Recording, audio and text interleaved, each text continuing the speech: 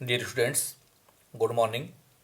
आज हम पढ़ रहे हैं बीकॉम पार्ट थर्ड में चलने वाला optional paper goods and service tax ABST part second, जिसे हम माल व सेवा कर के नाम से भी जानते हैं। मैंने मेरे पिछले लेक्चर में आपको जीएसटी के बारे में इसकी संपूर्ण पृष्ठभूमि और इसकी कंसेप्ट समझाई थी कि जीएसटी क्या है, what is GST, GST Bharat में कब लागू हुआ और इसमें कौन कौन से मुख्य रूप से व्यापारी आते हैं। आपने पिछले लेक्चर में पढ़ा कि ये जो टैक्स है ये मुख्य रूप से गुड्स की सप्लाई पर और सर्विसेज सप्लाई करने पर लगता है। तो गुड्स और सर्विस जो भी हम सप्लाई करते हैं उन पर लगने वाला जो टैक्स है, जो एक तरीके से इनडायरेक्ट टैक्स है, वो हमारा गुड्स व सर्विस टैक्स के नाम से हम जानते हैं। तो माल व सेवाओं के उपभोग पर लगाया गया गंतव्य आधारित एक कर है। यह निर्माण से लेकर अंतिम उपभोग तक प्रत्येक लेन देन पर लगाए जाने वाला कर है, जिसमें पिछले लेन देनों पर चुकाए गए करों की जमा स्वीकृत हो जाती है। तो डियर स्टूडेंट्स, माल व सेवा कर में क्या विशेषताएं हैं, इसके मेन फीचर्स क्या हैं, इसकी सेलाइंट फीचर्स क्या हैं, वो हम आज के लेक्चर में पढ़ना चाह रहे हैं। मैंने पहली विशेषता आपके सामने रखी है, माल व सेवा कर एक अप्रत्यक्ष कर है। जैसा कि मैंने आपको मेरे पिछले लेक्चर में बताया था कि भारत सरकार दो तरह के टैक्स लगाती है, डायरेक्ट टैक्स और इनडायरेक्ट टैक्स। तो डायरेक्ट टैक्स तो वो है जो करदाता स्वयं अपने ही सोर्सेज से पे करता है, और इनडायरेक्ट टैक्स वो है जो हम किसी अन्य व्यक्ति से कलेक्ट करके सरकार के पास जमा कराते हैं।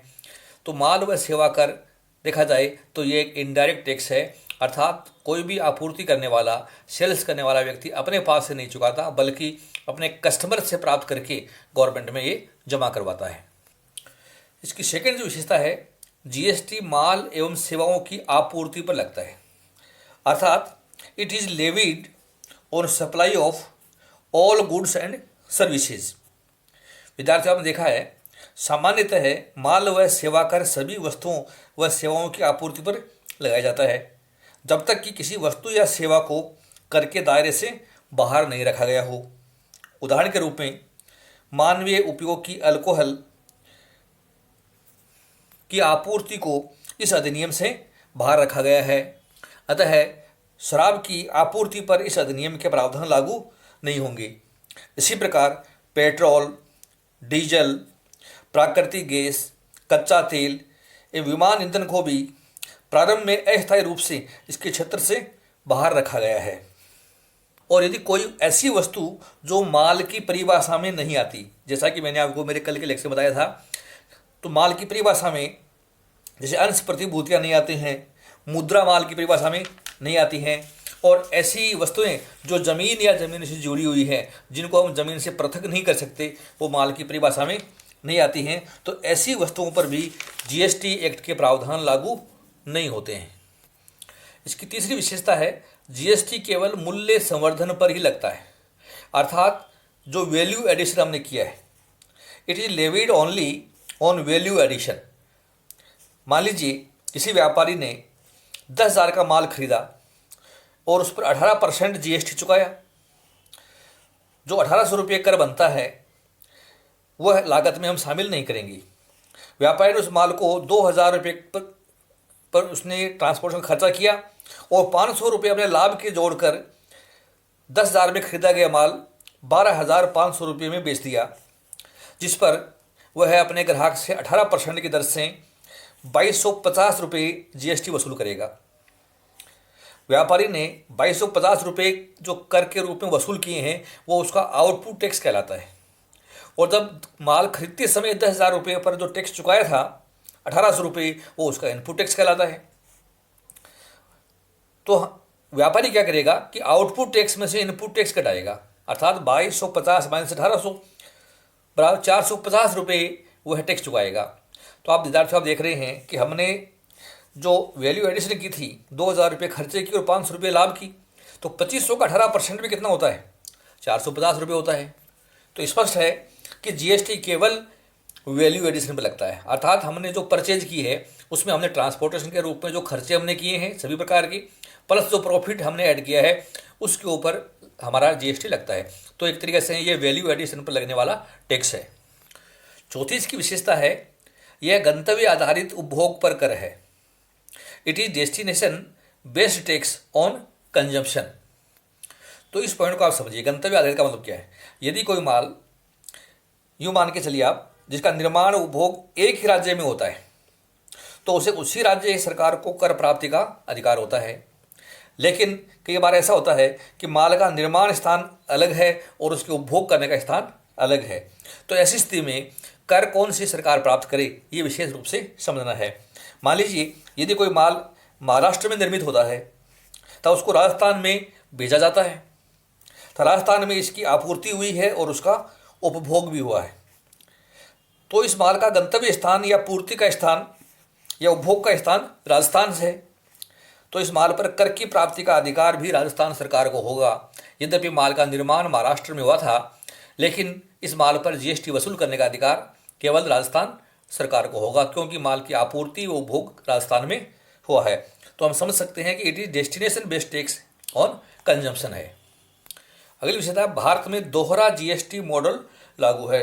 ये ड्यूल जीएसटी मॉडल है। इसको इस रूप में समझिए, यदि माल या सेवाओं की आपूर्ति एक ही राज्य में हुई है, अर्थात इंट्रा स्टेट सप्लाई है, तो केंद्र सरकार द्वारा लगाए गए कर को केंद्रीय जीएसटी कहा जाएगा, तथा राज्यों या संघीय क्षेत्रों द्वारा लगाए गए कर को राज्य जीएसटी अर्थात एसजीएसटी और संघीय क्षेत्रों के द्वारा लगाए गए कर को यूटी जीएसटी कहा जाएगा। तो हम कह सकते हैं कि किसी भी सप्लाई पर यदि वह इंट्रा स्टेट है तो उस पर सीजीएसटी भी लगेगा और उस पर एसजीएसटी भी लगेगा, और अगर इंटर स्टेट सप्लाई है तो उस पर आईजीएसटी लगेगा। ये अपने को विशेष रूप से ध्यान रखना है। तो हमारे जो मॉडल है जीएसटी का, ये ड्यूल जीएसटी मॉडल के नाम से जाना जाता है। अगली विशेषता इसकी, अनेक अप्रत्यक्ष करों के स्थान पर एक कर। हमारा जो जीएसटी है ये कई अप्रत्यक्ष करों को मिलाकर एक बना है, अर्थात इससे पहले 1 जुलाई 2017 से पहले एक ही राज्य में जो माल की सेल होती थी उस पर वेट लगता था। अंतर्राज्यीय बिक्री होती थी, इंटर स्टेट सेल्स, उस पर सीएसटी लगता था। माल के निर्माण कार्य करने पर एक्साइज ड्यूटी लगती थी। अगर मनोरंजन सेवाएं प्रदान की गई है तो एंटरटेनमेंट टैक्स लगता था, और जो सेवाएं प्रदान की जाती हैं उन पर सर्विस टैक्स लगता था। तो डियर स्टूडेंट्स, इन पांचों करों को एकीकृत करके एक नया टैक्स बना दिया, इसका नाम है गुड्स एंड सर्विस टैक्स। अर्थात हमारे अप्रत्यक्ष जो कर हैं, कई कर, उनको मिलाकर एक अप्रत्यक्ष कर बना दिया, अर्थात वन नेशन वन टैक्स के नाम से भी हम इसको जानते हैं। इससे आप इस रूप में समझ सकते हैं कि सर्विस टैक्स भी जीएसटी बन गया, एंटरटेनमेंट टैक्स भी जीएसटी बन गया, वेट भी जीएसटी बन गया, एक्साइज ड्यूटी भी जीएसटी बन गई, और सेंट्रल सेल टैक्स था वो भी जीएसटी बन गया। अर्थात वन नेशन वन टैक्स हमारा ये बन गया है। टाइप्स ऑफ जीएसटी मैंने आपको बताया कि स्टेट जीएसटी है, सेंट्रल जीएसटी है और इंटीग्रेटेड जीएसटी है। जो हमारी इंट्रा स्टेट सेल होती है, अर्थात एक ही राज्य के अंतर्गत माल की बिक्री हुई है तो उस पर दोनों तरह के कर लगेंगे। जो भी रेट है उस रेट का आधा एसजीएसटी और आधा सीजीएसटी। मान लीजिए किसी गुड्स पर 18% टैक्स की रेट है और वो एक ही राज्य के अंतर्गत माल की आपूर्ति या बिक्री हुई है तो उस पर 9% एसजीएसटी लगेगा, 9% सीजीएसटी लगेगा। और अगर अंतर्राज्यीय बिक्री हुई है एक स्टेट से दूसरे स्टेट को, अर्थात हमारी सप्लाई एक राज्य से दूसरे राज्य में हुई है तो उसे इंटर स्टेट सप्लाई नाम दिया हमने, उस पर लगेगा आईजीएसटी। और उस मान लो 18% रेट है तो 18% ही लगेगा। तो इस तरीके से हमारे जीएसटी का निरूपण अपने को करना होता है। नेक्स्ट जो विशेषता है, कर प्रशासन का विकेंद्रीयकरण, डिसेंट्रलाइजेशन इन एडमिनिस्ट्रेशन। केंद्रीय माल व सेवा कर एवं एकीकृत माल व सेवा कर का आरोपण एवं प्रशासन केंद्र सरकार द्वारा किया जाएगा। अर्थात हमारा जो सीजीएसटी है और आईजीएसटी है वो सेंट्रल गवर्नमेंट के द्वारा शासित होगा, और जबकि हमारा एसजीएसटी या यूटीजीएसटी है वह संबंधित राज्य या केंद्र शासित प्रदेश द्वारा शासित किया जाएगा। तो हमारा कर प्रशासन का भी एक तरीके से इस एक्ट में विकेंद्रीकरण हो गया है। नेक्स्ट है, आयात को अंतर्राज्यीय आपूर्ति माना है। आयात को अंतर्राज्यीय आपूर्ति मानना है क्योंकि राज्य से दूसरे राज्य में आपूर्ति, इंटरस्टेट आपूर्ति हम कहते हैं, तो उस पर एकीकृत माल व सेवा कर लागू होता है। उसी प्रकार सेवाओं के आयात को भी अंतर्राज्यीय आपूर्ति माना जाएगा एवं एकीकृत माल व सेवा कर आईजीएसटी होगा। माल के आयात पर लगने वाले आधारभूत सीमा शुल्क के अलावा एकीकृत माल व सेवा कर भी देय होगा। तो हमें आयात को अंतर्राज्यीय आपूर्ति मानना है, ये अपने को ध्यान रखना है। स्पष्ट है कि आयात पर IGST लगेगा। नेक्स्ट है निर्यात को शून्य दर वाली आपूर्ति मानना। इस एक्ट की विशेषता है, प्रावधान दिया गया है कि निर्यात को शून्य दर वाली आपूर्ति मानते हैं। माल व सेवाओं के निर्यात पर कोई कर देय नहीं होगा, अर्थात GST में इस पर किसी प्रकार का कोई कर देय नहीं होगा, लेकिन इनपुट क्रेडिट की रिफंड निश्चित रूप से निर्यातक को प्राप्त होगी। इनपुट क्रेडिट का प्रावधान, इस एक्ट में इनपुट क्रेडिट का प्रावधान किया गया है, अर्थात जब भी हम कोई माल खरीदते हैं और क्रय किए गए माल पर हमने इनपुट टैक्स चुका दिया है और उस माल का हम वैल्यू ऐड करके विक्रय करते हैं और विक्रेता से हमने आउटपुट टैक्स वसूल कर लिया है, तो ऐसी स्थिति में क्रेता से वसूल किए गए कर को में से विक्रेता को चुकाया गया जो कर है वो घटाकर शेष बचा हुआ कर हम सरकार को चुकाएंगे। इसे हम इनपुट क्रेडिट के नाम से जानते हैं। ये डिटेल में मैं आपको अगले लेक्चर्स में समझाऊंगा। अब ये क्रेडिट ले कैसे, इसके क्या प्रावधान है तो समझना है। मैंने आपको बताया है कि CGST की आपूर्ति अगर आपको करनी है, समायोजन करना है, तो CGST का समायोजन आप पहले CGST से करेंगे और अगर ये नहीं है तो IGST से भी कर सकते हैं। स्टेट GST का समायोजन सबसे पहले आप स्टेट GST से करेंगे और ये नहीं है तो IGST से करेंगे। IGST का अगर आपको क्रेडिट लेनी है तो सबसे पहले पूर्ति हम IGST से करेंगे, ये अगर नहीं है तो CGST से करेंगे और ये भी नहीं है तो SGST करेंगे। ध्यान ये रखना है कि CGST का समायोजन आप SGST से नहीं कर सकते और SGST का समायोजन आप CGST से नहीं कर सकते। और इनका पूर्ति करने का जो क्रम है, क्रेडिट करने का क्रम इसी प्रकार से होगा, पहले number 1, number 2, number 1, number 2, number 1, number 2, number 3। तो इनपुट क्रेडिट का लेक्चर मैं आपको अलग से दूंगा, जिसमें आपको अच्छी तरीके से समझ लेना कि इनपुट क्रेडिट किस प्रकार से लेंगे और इसके लिए क्या आवश्यक शर्तें हैं, वो डिटेल में हम एक अलग लेक्चर में पढ़ेंगे।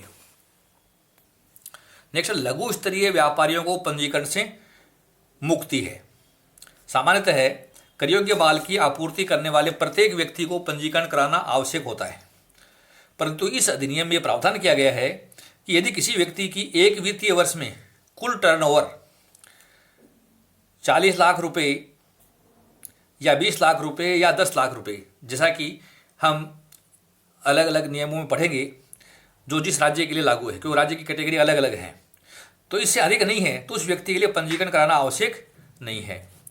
पंजीकरण के जो प्रावधान है वो मैं एक अलग लेक्चर से आपको समझाऊंगा। तो जो लघु स्तरीय व्यापारी हैं उनको पंजीकरण से मुक्ति दी गई है। कुछ व्यापारियों के लिए 40 लाख से कम सेल पर, कुछ के लिए 20 लाख से कम पर, कुछ के लिए 10 लाख पर। ये कौन व्यापारी हैं ये हम अलग लेक्चर में पढ़ेंगे। नेक्स्ट है कंपोजिशन स्कीम का विकल्प। इस अधिनियम में कुछ व्यापारियों को जिनका टर्नओवर 1 अप्रैल 2019 या उसके पश्चात के वित्तीय वर्ष में 1 करोड़ रुपए, और कुछ विशिष्ट राज्य हैं जिनके लिए ये लिमिट है 75 लाख रुपए। विशेष राज्यों में 8 राज्य आते हैं जो भी हम एक अलग लेक्चर में इसको पढ़ेंगे। तो किसी व्यापारी का टर्नओवर 1.5 करोड़ रुपए या 75 लाख रुपए से अधिक नहीं है तो वह वित्तीय वर्ष 2021 में कंपोजिशन स्कीम का लाभ ले सकते हैं।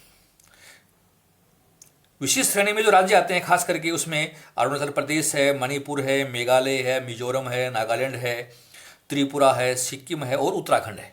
इनके लिए 75 लाख है और अन्य राज्यों के लिए 1.5 करोड़ रुपए है।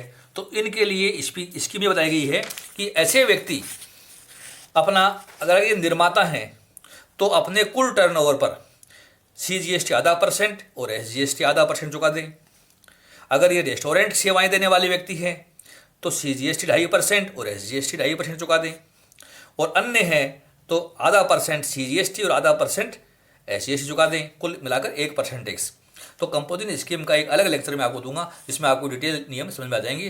तो इस अधिनियम में ये स्कीम है, ये विकल्प है, आप चाहो तो इस विकल्प का उपयोग भी कर सकते हो। नेक्स्ट है कर की सीमित दरें।